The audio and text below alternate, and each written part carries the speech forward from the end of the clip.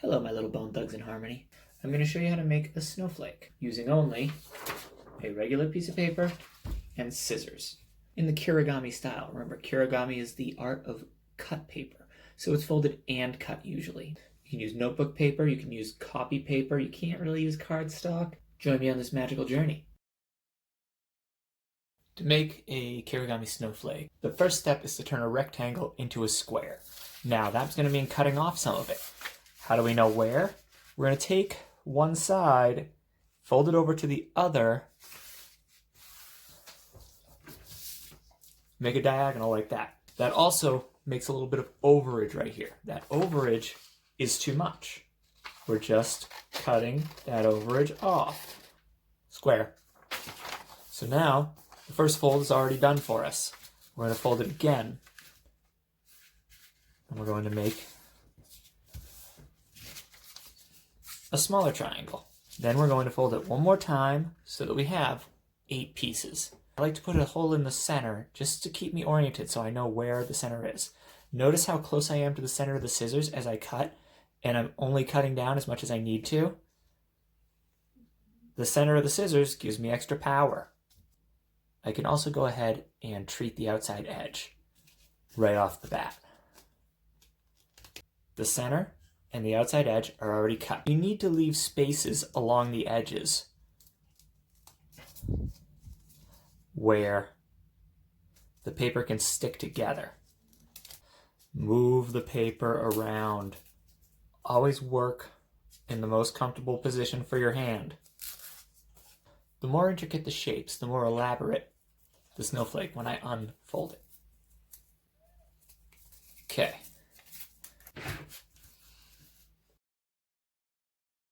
You don't have to stick with straight lines when you're making snowflakes. You can do curves.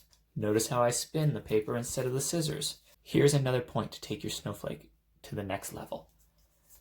Interlocking your designs on 2 different sides. See how I'm coming right up against the shape, which is obviously going to be a heart, because it's half a heart right now? I didn't touch it because if I cut straight across, the whole thing would fall apart. I'm still leaving spaces.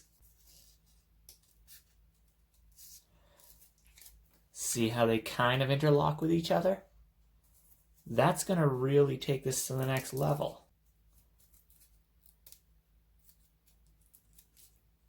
Kind of a zigzaggy thing. Moment of truth.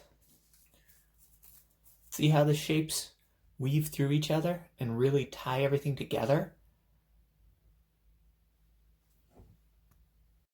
Snowflakes, the real secret behind them is interlocking your shapes. The more shapes cross over into each other's area without making it so flimsy that it falls apart, the more elaborate and pretty your design's gonna be. My favorite type of snowflake is the snowbird. It involves a little cheat.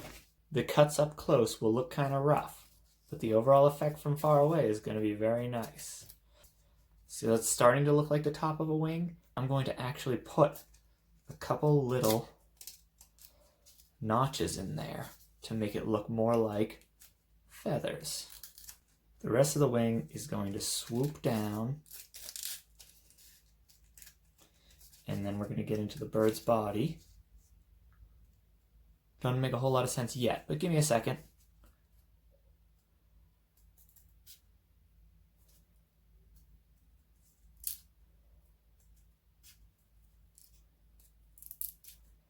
Okay, watch.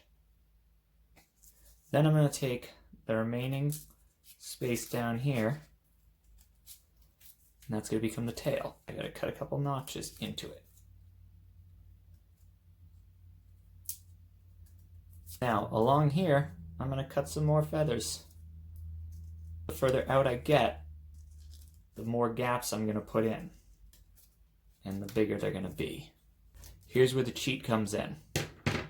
We're going to unfold. Now I have a 2-headed bird. Is the 2-headed bird cool? If you think so, leave it. I'm not judging you. But I'm going to get rid of it. I'm going to cut off one of the faces.